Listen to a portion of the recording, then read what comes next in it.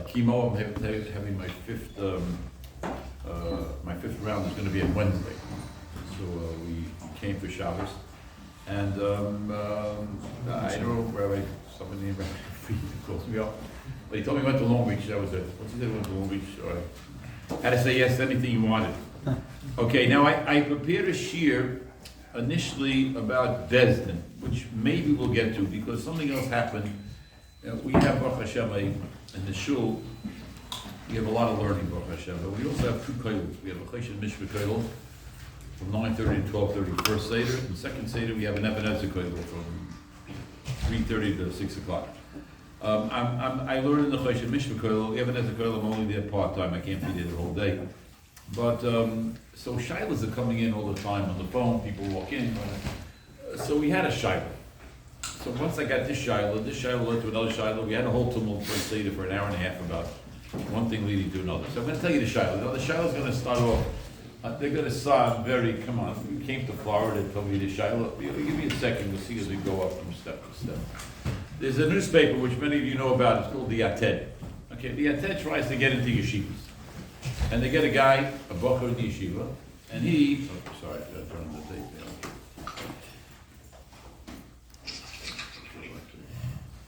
Sorry. Okay, this is Sunday morning Parshas Va'era in Florida, Hollywood. So the shilah that took place in the kollel was like this. The Yated drops off 20 copies of the Yated in a certain yeshiva in Chicago. A lot of yeshivas in Chicago, now Baruch Hashem. And one person's achroi, 18 of the Yateds are ordered by people in the yeshiva, and they have 2 extra Yateds. 2 extra Yateds. So Yated is marked that they can't give it away for free. Because if they give it away for free, nobody's going to buy the Yated. Why should I buy it? They give it for free. So the bacher who's in charge says, what am I supposed to do with these Yateds? So he said, they said, put it in the garbage. So if you put it in the garbage, so now what happens to the Yated? The Yated's in the garbage can. So if somebody walks by the garbage can you take the Yated out of the garbage can? Yes or no? What do you think? It's clean, it's on the top of the garbage. Can you take the Yated out of the garbage can? Yes. Yes. Yeah. So why can't you take the Yated out of the garbage can? The Yated doesn't want anybody to take it. Yated's marked. So how can you take it out of the garbage? Who? Hefker. But the person who put it in the garbage doesn't want to be mafker. He just wants to get rid of it. So can you put something in the garbage and say you're not being mafker it? Or once you put it in the garbage can, it's automatically hefker. So that became the first shot. So the pashtus is that once you put something in the garbage can, you can't say I'm putting it in the garbage can, but I don't want to be mafker. There's no such thing. A garbage can is hefker. You can't say no. Okay, so now it's in the garbage can. You guys can take it, but the Yated doesn't want guys to take it. So he said to take water and pour water over the Yated and ruin it. So nobody's going to take it. So whose water are you taking? Whose water are you going to take? Yeshiva's water. Do I think Yeshiva's water poured on the Yated? You're going to tell me, come on, stop it. I once was asked to speak in the Yeshiva about phones. He's talking about not using phones or whatever.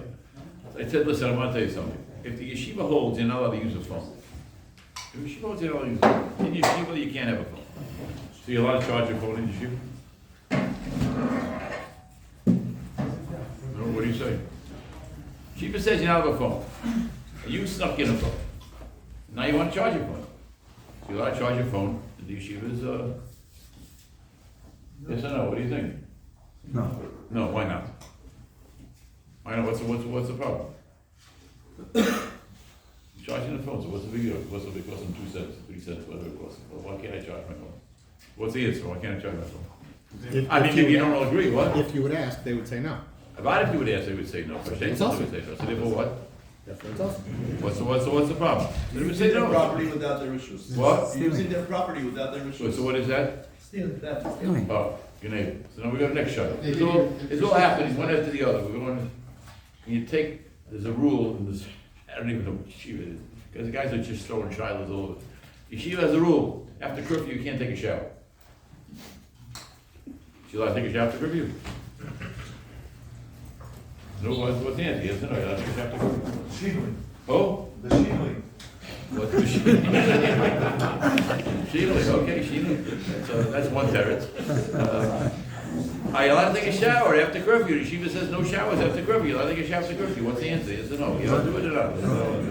No. No, why not? Why can't you do it? If you're not stealing from them, they say you can take showers. The fact that you're breaking a different rule, why is that relevant? They say you have permission to take showers, you come to our TV, you take showers. You're using their So property you're without not their stealing rishus. when you're Why supposed don't you to. talk to him? I am. You're using their property without rishus. They give you a shift to take a No, shower. they don't give you rishus to enter the stall right now. At this hour, they do not allow it. Listen, I grew up on a farm. The word stool. I grew up in yeshiva. There were lots of stalls. Okay, but I agree with you. Wow. Now, my project just entered the facility, the yeshiva. I have to talk to you. I'll talk to you later. Lamaisa, the shaila is, you can't take a shower after curfew because they said there's no showers after curfew. Okay, so let's go a little weiter. Yeshiva says you're not allowed to smoke in yeshiva. Is he allowed to smoke in yeshiva? I'm not taking it. Oh, why not? Why not? It's a very serious shaila now. It's going to take us to the next shaila in a minute. But first, let's examine this shaila. When you come to a yeshiva, or you come into a shul, you come into a kollel. So if there are rules, can you break the rules? Now I'm going to say something. I don't know what's going on here, so I'm not telling you. I don't know what's going on. But I'll tell you something that's going on in certain shuls. Certain shuls, a new minhag developed in college. That, you know, when I was growing up, I remember in Camp Morris, as a learning camp in the Catskill Mountains, I was very into basketball. I was very into basketball. It was a big child until I'm not going to get into it now, but until I was 27, it was a big machlokes. At 17, I started liking. I was always very good, you know. I was one of these guys who always behaved. I was always learning. But at 17, I said, you know, I began to like learning, but I like basketball more. At 27, I finally made the decision that I really like learning more than basketball. That was a tremendous thing for me to make that decision. I like learning more than basketball. And we used to play basketball. You know, I could play basketball 5 hours straight without taking a drink. Nowadays, everybody's dehydrated. The whole world's dehydrated. Everybody's drinking all day long. I go to shul, 8 o'clock in the morning. There's a yeshiva guy walking to shul Shabbos morning with a cup of coffee. Cool. So why am I telling you all this? Because I put up a sign. You know, there's a new invention also, coffee room. I grew up in yeshiva, you know, in shul, we don't like coffee room. So we have a coffee room like everybody else. I don't know, I don't drink coffee, so this is hot chocolate. 500 cups at least a week. Guys drive down 2E Avenue, that's where the shul is, and they stop, they get a coffee and they go like, we tell them it's all mutter. But one thing is not mutter. You can't take a coffee and then take it into shul and drink during Pesukah. Why am I so bad? Drinking during what are you doing? So I put up a sign and I made an announcement. If you take a cup of coffee at the coffee room, you can drink as many coffees as you want, you can come pick it up, you can do whatever you want. You can learn with coffees all day. You can have 5 coffees during the first day. But you're a ganav if you take a coffee and drink it in base medrash during Pesukah. Again, I'm talking with sensitivity. I don't know what anybody's doing, but I don't know when it happened. When did it happen? We have to drink during Sukkot Zimra. I told one guy, if you can't last 45 minutes without a drink during Sukkot Zimra, you put them from davening. Go home. Yeah, it's a sakana. What do you mean? You 45 minutes? You can't go out a drink for 45 minutes. Come on, cut it out. So. Okay, so I told people that I make the announcement every once in a while, so basically it stopped. You know, so am I allowed to, you're a ganav? Am I allowed to say you're a ganav? Question is, what is the bias of the shul? Well, that's right. Good question. What's the balance of the shul? So as far as the decorum of davening is concerned, that's under the jurisdiction of the Rav. So I said, you're not a drink during Sukkot Zimra. You know, I told people like this. My great-grandfather came to America in 1904. He never went to yeshiva a day in his life. He never went to yeshiva. He was drafted into the Russian army twice. And he davened for the Yom Rosh Hashanah Kippur 75 years. From the time he was 25 till he was 99. 99 years old, he was a bracha Shem Kamayu. He davened for Nidrei, Ma'ariv, Musaf, Nilo. You lay shachas and mincha. He never walked in. I don't think he ever saw the inside of the yeshiva. He moved to Boston. He never saw the inside of the yeshiva. And then if you go to like this, you know, he used to tell me, Friday afternoon I come down the stairs. He's sitting at the dining room table, or he took his bath. He never took a shower, and he's doing Steinbeck. And I come down the stairs in my shorts with a basketball. I want to play basketball. He says to me, "Yeah, he's the yeshiva macher. You're a yeshiva macher. What are you doing?" I said, "Zaidi." He was my great grandmother. I said, "In yeshiva we play basketball Friday afternoon." He didn't know what I was talking about. Somebody comes up, Mr. Mail, you can't forget the shiloh. What's the shiloh? Can I drink out of coffee mit Meshukin December? You know what he would say to you? Let's take Meshukin cup. Avu steak. What's Avu steak? He wouldn't know where to shake. He never saw the inside of Mr. Brewer in his life. But he knows you can't drink coffee during a. Okay, so I'm just telling you that's a shiloh. Shiloh of Grenada. So what about smoking? What about smoking? So one Rosh Yeshiva got up and he said that no one's allowed to smoke in this yeshiva. And if you smoke in the yeshiva, you're a ganim. Because like your story, we don't give you any rishus to smoke here. You have no rishus to smoke here. We own the yeshiva.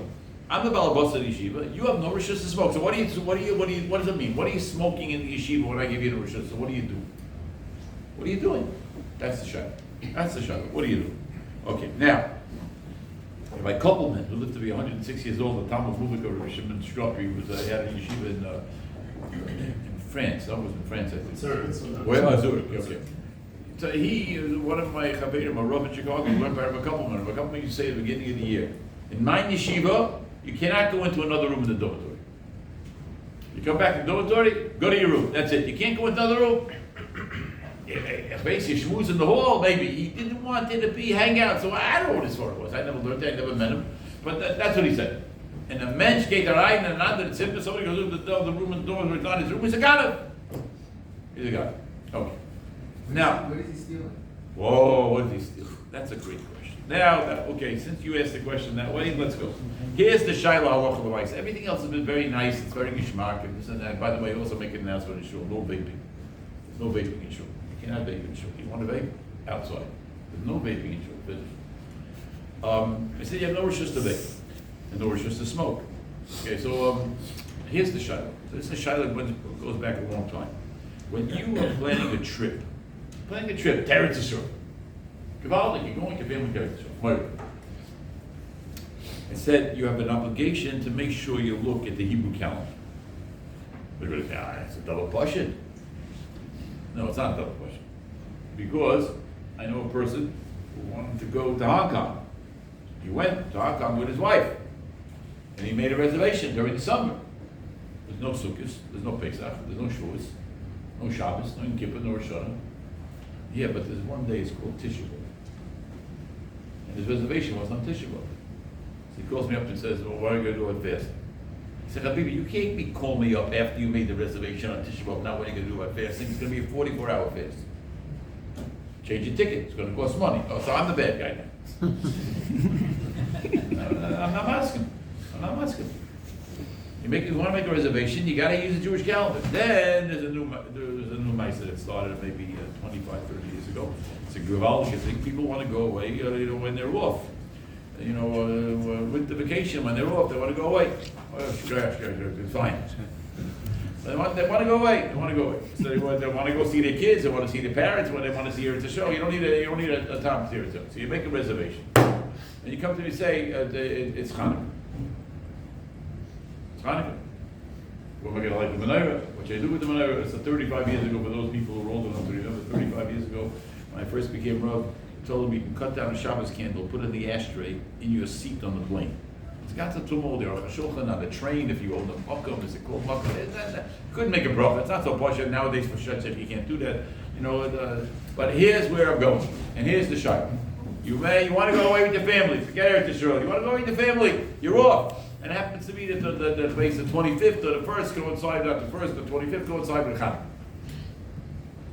And you make a reservation in a hotel, and you're going to go with your family. You're not flying on a plane. You drive, whatever it is. Now you want to light the menorah. And you're in a hotel room. You want to light the menorah. Notice you're allowed to light the menorah in a hotel room. Tea lights. Well, what? Tea lights. Tea lights. You're allowed to light tea light in a hotel room. Yes. Okay, so I will tell you, I don't know who you call. I called a frum guy who owns several hotels. He told me absolutely no, he's makbid gum. I said, what would you do if I went down to the front desk? It could be you spoke to somebody else, I don't know. What would you do if I went down to the front desk and I spoke to the woman or the man behind the front desk that gave me a shush? He said, I'd probably fire him. There's no live fire. You can't light a fire in a hotel room. Finished. I'm gonna watch it for a half hour, I'll put it out, do whatever you want. You can't do it. Now it says it, well, I don't know where it says it, I don't know, yeah, what? Some of the fancy You also own hotels, hotels? some of the fancy hotels have clients that do that. They have nice candles that they sell for you to put in the room, like just create an aura and a smell. Oh, that must be very hard at little hotels, I can understand. There's a Shomer Shabbos hotel, there's a Jewish owned hotel on the Upper West Side that sells Shabbos tea lights.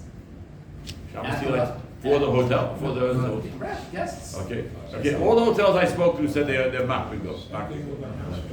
What's that?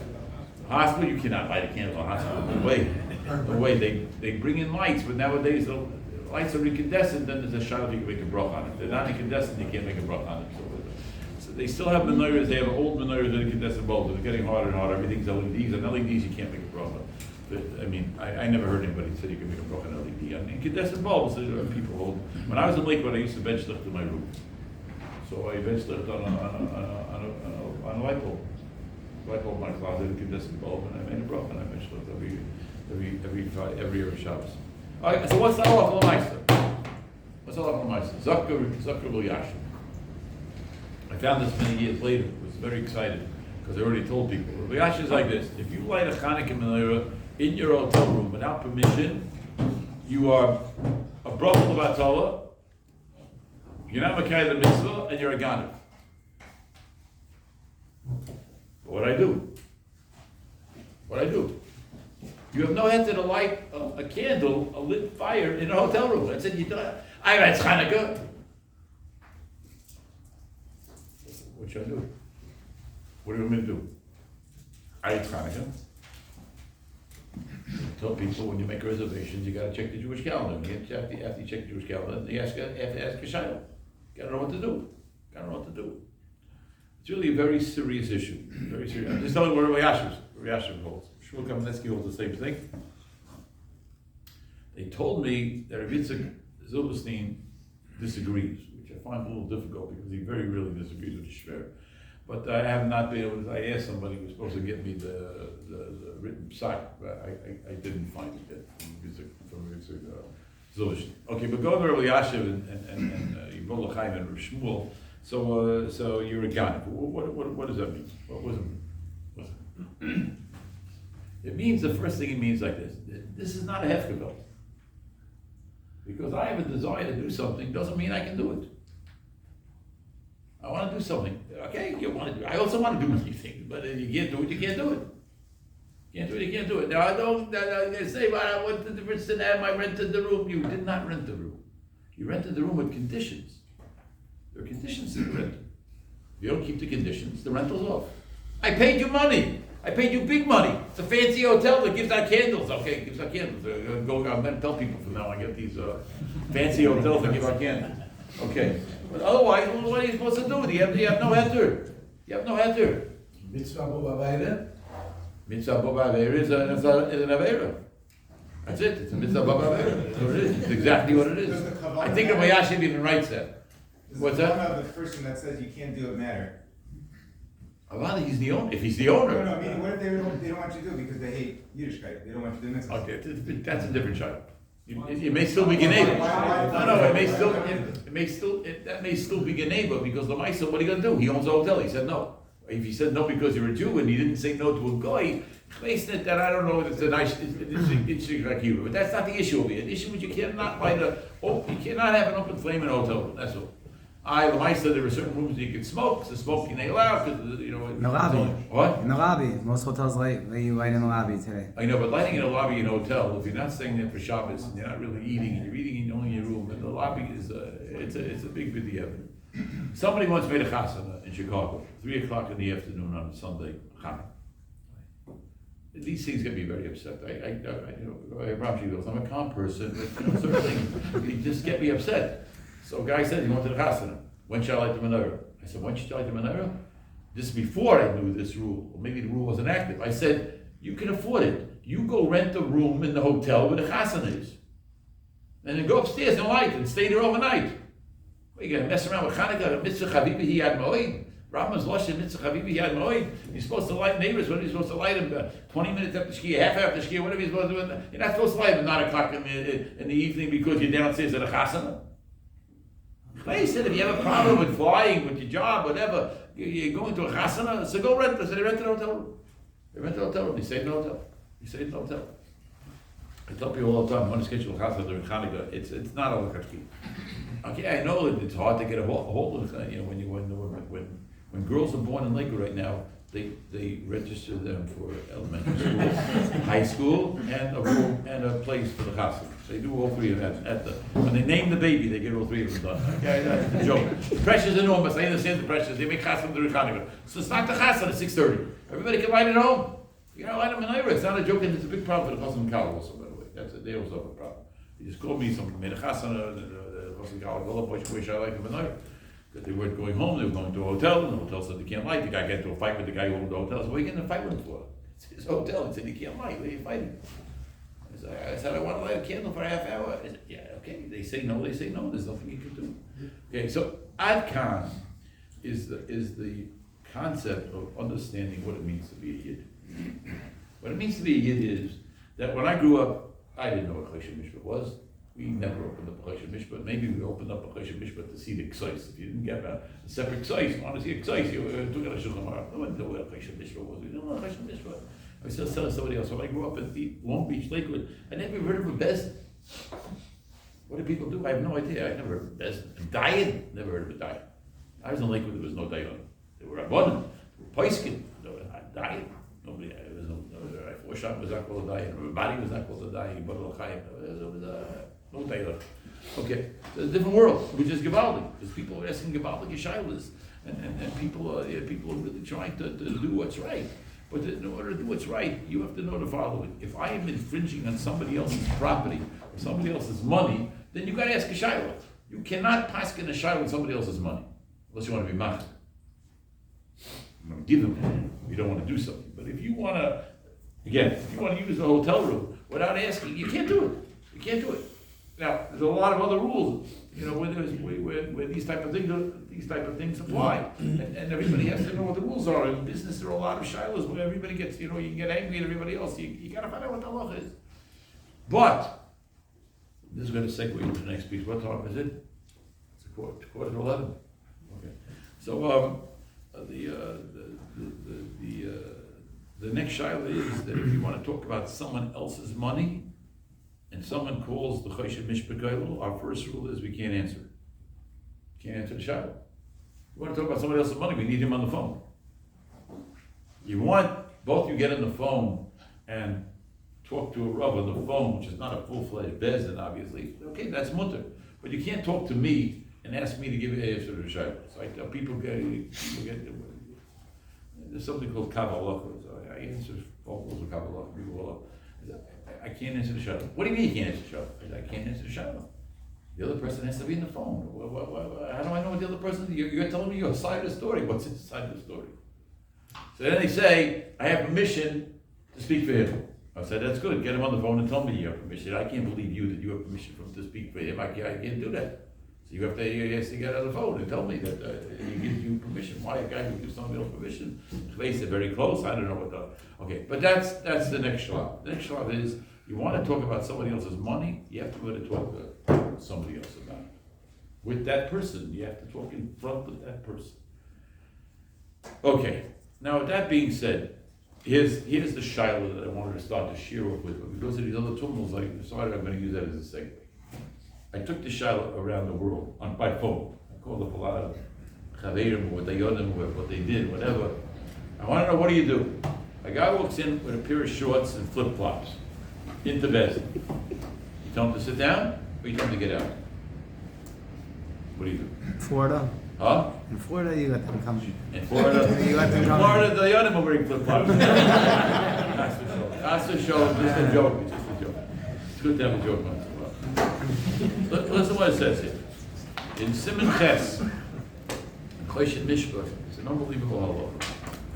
Simon Chesed Choshen Mishpah says like this.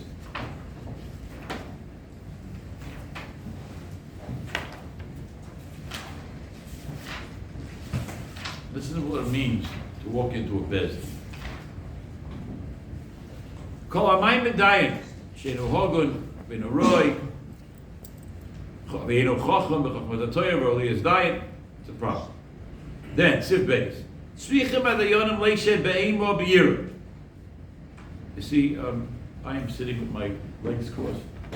I love to sit with my legs crossed. Now I have to take my blood pressure every couple of weeks when I go in for chemo.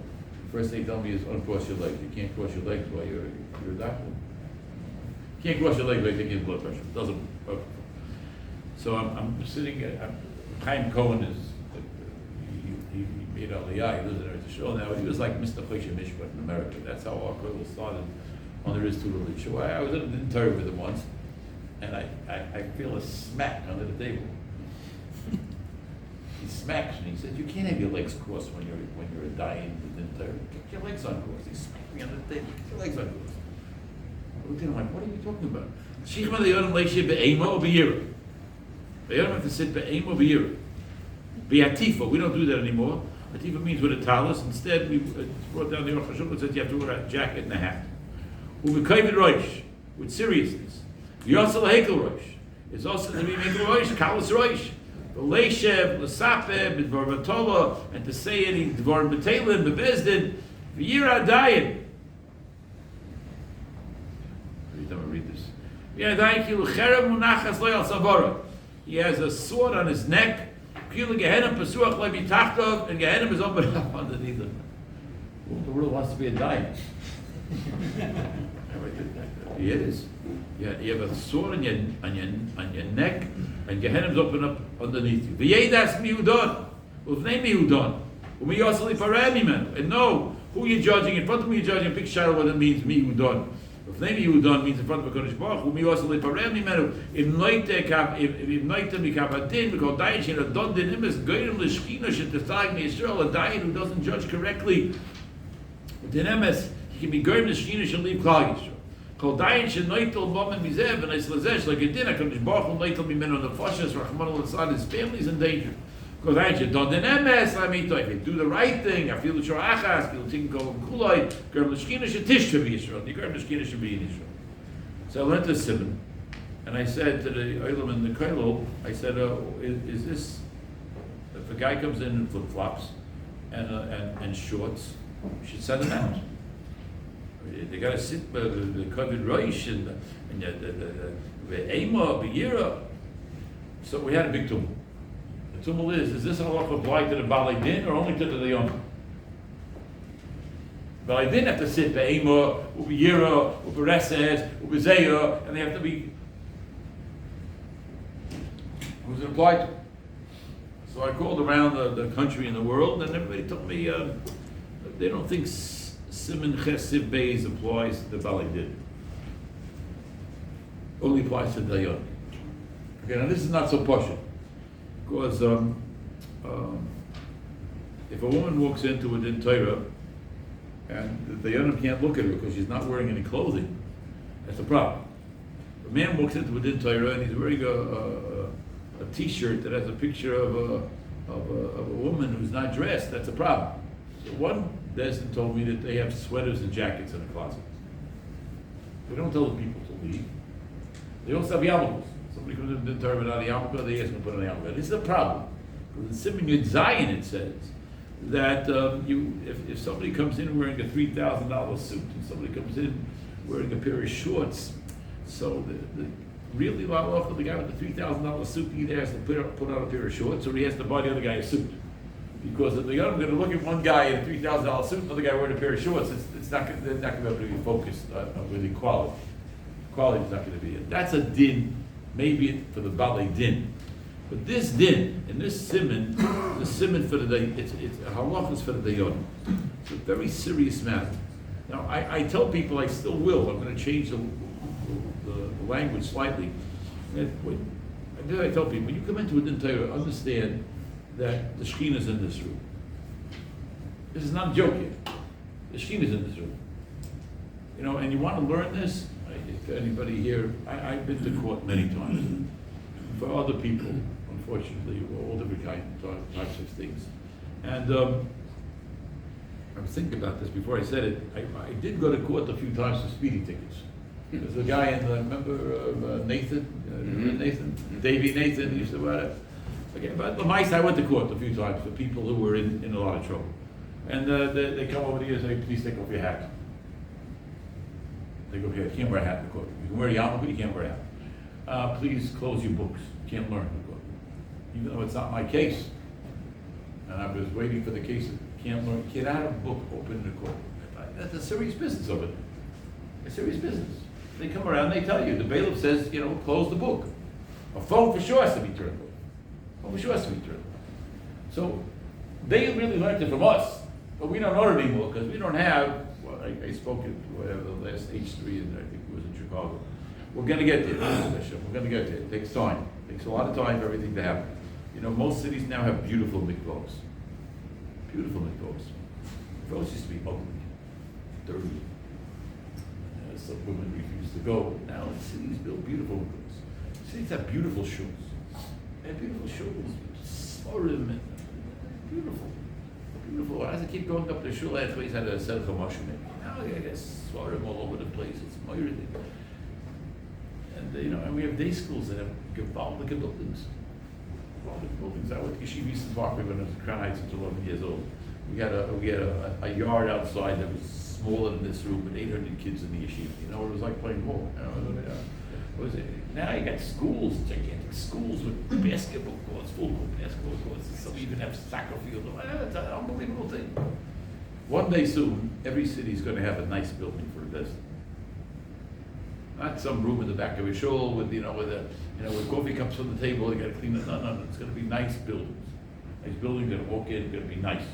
It's going to be nice. That's what happens. I'm not saying it's the last frontier, but it's one of the last frontiers. We've got to tackle that business. There's going to be nice rooms that people know when they come to visit. It's a serious business. It's a serious endeavor. But I want to tell you like this. I said this over at this H3 a few months ago. And somebody comes over to me after and tells me like this. My great-grandfather was a Rebbeinu Steif. Rebbeinu Steif was a great Poisik. Yeah, Shalom. She was Svarim.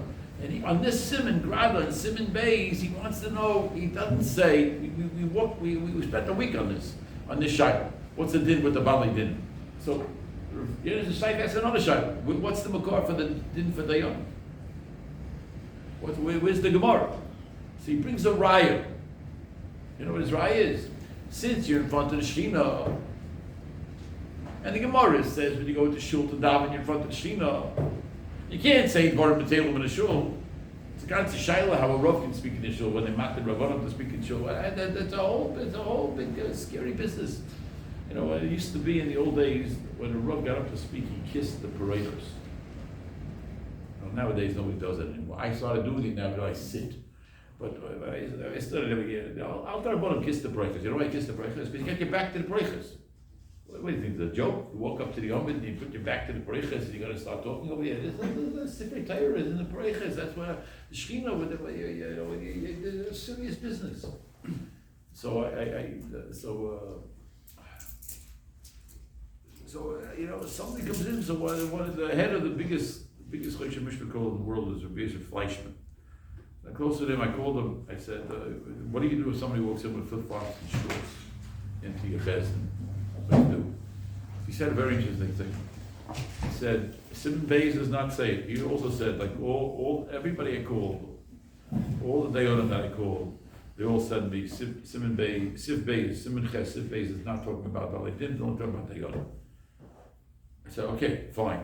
So he says to me, if a guy walks in flip-flops and shorts, and if I tell him to leave and get dressed, he's not coming back, he's going to go to our coast. So I don't say a word. And the Maisa, it doesn't happen, he's in there to show us, it doesn't happen that often. I don't really say anything. Somebody who's our president of the CRC, Rabbi Reese in Chicago, he told me they have a closet. Sweaters, yarmulkes, jackets. Because sometimes the Dayanim can't sit there. If you can't sit there, that's a problem. But the decorum, there has to be a decorum. once in a din Torah, 8-digit din Torah, from left of the decimal point, 8-digit din Torah. Heavy duty, heavy duty. And sitting there for a long din Torah, 6,000 pages of material, whatever. And after 2 hours, I said to the guy, I understand, 2 hours ago you said the opposite. What you're saying right now. Did you just lie? Did you just lie? So sometimes I get a little passionate. I said, listen, I don't want to be in this room. I want to be in base management learning. I don't want to be here. I don't want to spend my time doing it entire. I'm much rather be learning. I said, I'm doing you a favor. You lied to me. You just wasted 2 hours of my time. And I got a little vocal. So I called HaRav Cohen afterwards. I said, was I allowed to scream at him? Maybe I can't. I felt bad. I shouldn't have screamed at him. He said, we ain't allowed to scream at him. It's a mitzvah to scream at him. It's a mitzvah to scream at him. What is it, a joke? It's a joke. Come into a din Torah, you're standing in front of the Shekhinah, whether Siman Ches Sif Beis applies to the other or not. So HaRav Zev says, the aura of the Shekhinah being there is like the aura it says in Gemara Brachas of Gimel Shiyoshin, Shekhinah V'Leim davening. There's a whole tumble with this halacha kosher, but that's not halacha. So I want to tell you about HaRav Zev. So HaRav Zev's great-grandson is at the same street. And I said over part of this halacha, not everything I'm telling you now, I said over part of it. He comes to me after it says to me like this. And then I had it in my notes, written down from 25 years ago. I didn't remember. I checked my notebooks, one of my notebooks. He said like this. He said his father was a grandson of HaRav Zev. His father told him that one time, HaRav Zev was in a bezin, and he walked out. Well, he had to walk out. And he comes back, and the Yonah was schmoozing.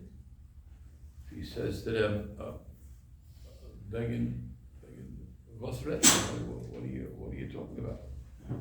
He said, I told him over a joke. That's what one of the Yonim said to HaRav Zev. I told him over a joke. HaRav Zev got up. Now there are two versions to the story. HaRav Zev got up and they tore a kriya. Dayan makes a joke in front of the Shina. He tore a kriya. The other mice says he got up and he started saying Vidui. This is not a joke. It's a bezin. It's a bezin. Now, again, chas v'shalom, but there's some people who had what they did were not so good yet. Or some rabbis were not so good yet. Some yeshivas not so good yet. But even clearly, people try hard to do the right thing. And when a person comes to bezin, he has to understand that the dayanim are putting their lives on the line, literally. So they don't have this obligation to be serious. There's no cell phones. The guy told me he was in court. The judge answered his cell phone from the cleaners. The bailiff didn't like what to do with the judge. This is serious business. Serious business. And I think personally that Klal Yisrael's on a different planet. A different planet. People are asking shilas about, they're serious about their money. They're serious about making sure that their money is la pi halacha. And then that seriousness translates into going to Bezdin. Bezdin is a serious place. I regret. I didn't ask your permission. I didn't do it. We went to the din Torah. For some reason, the Kodel's first 6 din Torahs were only about shaitels. Shaitel machas and shaitel makers, and all the shalos were about shaitels. I sent you 42 shaitels. I only got 36 in the box. All different times. Anyway, there were 2 women having a din Torah. And so I told them, the Shina's in the room, and we're trying to do the Ratzon Hashem here. We're not trying, we're trying to, what does Hashem want? That's it. So the woman who lost, she said after the din Torah, she said, I felt that God wanted me to lose, that this is what's going on here. God's in the courtroom. It was so emotional. It was such unfortunately I didn't take it. But I want to tell you, the first year I ever gave in Chicago, Kemat, the first year, in the Chicago Community Kollel, they said like this: we live in America. Okay, we don't like some of the things that are going on in America. Some of the things going on in the world, but America is a very different Medina for us, right? Medina Shel Chesed, that was always called by all the good. But one thing about America, you have to say thank you. Separation of church and state. You know what that means? It means the courtroom is a secular court. It's not a religious court. It's a secular court. That's a tremendous bracha. Otherwise, if we're hacking us a cop to listen to Chveisted Boss, I mean, it's a tremendous bracha. But in Klal Yisrael, it's not the separation of church and state. The church is in the state. HaKadosh Baruch was in the courtroom. HaKadosh Baruch was not out of the courtroom. HaKadosh Baruch was in the courtroom, and you dying. Well, you got to listen to those Balei Din. Those Balei Din better make sure they're saying the truth, and you dying better make sure you don't fall asleep, and you got to listen to everything that's going on. It's a serious business. Unbelievably serious business. So now you want to know, can I take a shower in the dormitory after curfew? And can I light a candle in my hotel room? Good, go on your showers. What's it about your showers? Now you want to know that one of the latest showers I heard that came to us was that a guy wanted to return an item, and they had a 3-day return policy. And within 3 days, they called up. But the person said, the owner of the store said, you can't return because you bought a sale item. She said, I didn't buy a sale item. Well, you bought something with a coupon. The coupon's considered a sale item.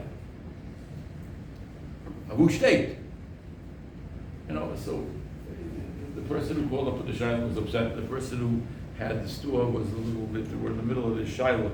But if you want somebody to adhere to your policy, you really have to make sure that they know what the policy is. No, I'm not saying, what that achrayas means. If you wrote it out clearly, you wrote it out clearly.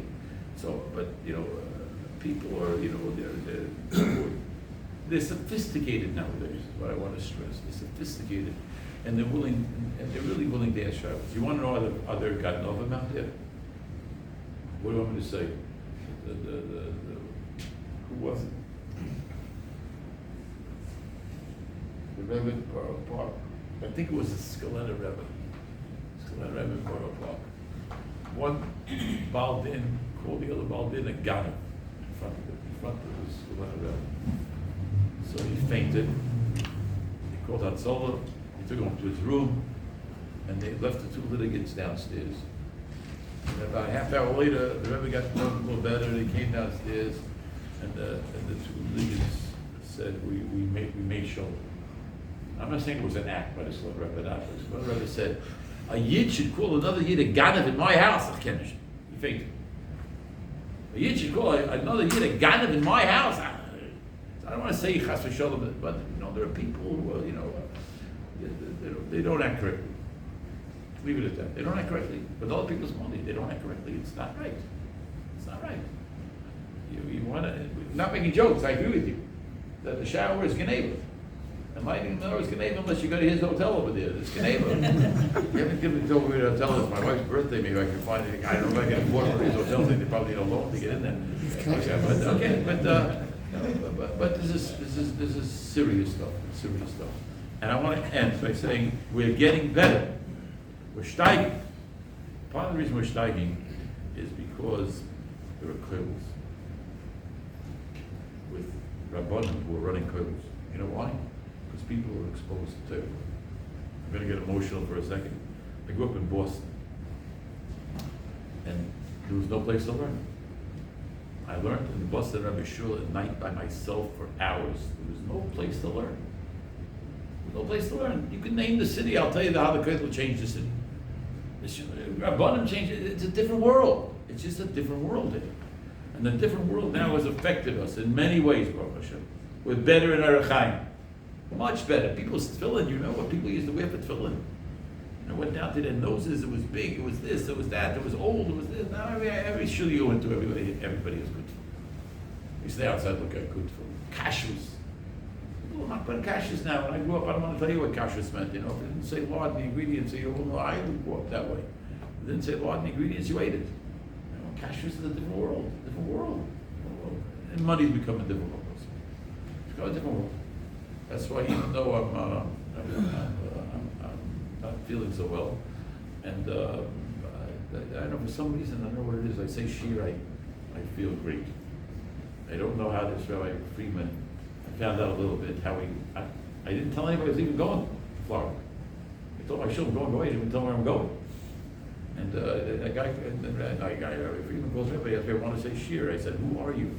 I said before, he said he lived in Long Beach, but he found out, he found out that maybe he broke my phone in my house. I don't know what he did with it, but he found out, and I'm thanking you. Thank you, because it gives me koyach. Gives me koyach. So we should be zeicher, Rabbi say, I'm being serious, we should be zeicher collectively, to become better. I'm going to tell you one last thing, but then, that Ebenezer, the reason why we're learning Ebenezer second Seder, because some guys want to learn, some question we go, I want to learn Hilchos Gittin. So we did Hilchos Gittin. But the reason we really started is because half of Ebenezer is Choshen Mishpat.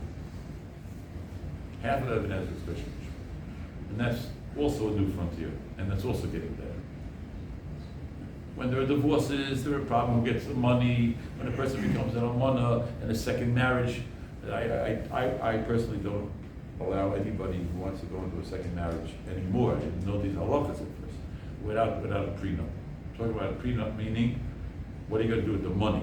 Not a prenup, chas v'sholom, that somebody's not going to give a get. I'm talking about a prenup. You know, a woman comes into a marriage, she's 57 years old, her husband made good money, and she's been supporting 5 kids in koil. And she marries a man who's also doing pretty well. They're both doing pretty well. If she predeceases her husband, he inherits all the money. So her 5 kids aren't going to be in koil anymore because they got no money. He inherited all the money. So there's a lot of shadows going on, but they're being addressed. Big Talmid Chacham, big Talmid Chacham in the world. Big Talmid Chacham in Lakewood and Eretz Yisrael. Big Talmid Chacham who know these halachas that have been learned for a halachah a long time. So I'm just telling you, a koil in Hollywood, what's this called? Not Hollywood, what's this called? West Hollywood. Who? West Hollywood. West Hollywood. It's a nest. You're living in a nest over here. It's a nest.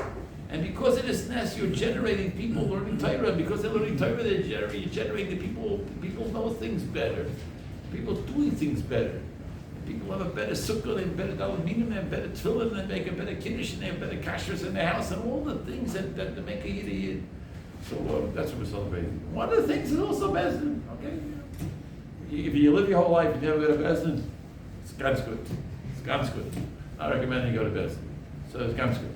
But okay, but my son, you should be zeicher. You should be zeicher. That's why I was asking to come. You should be zeicher.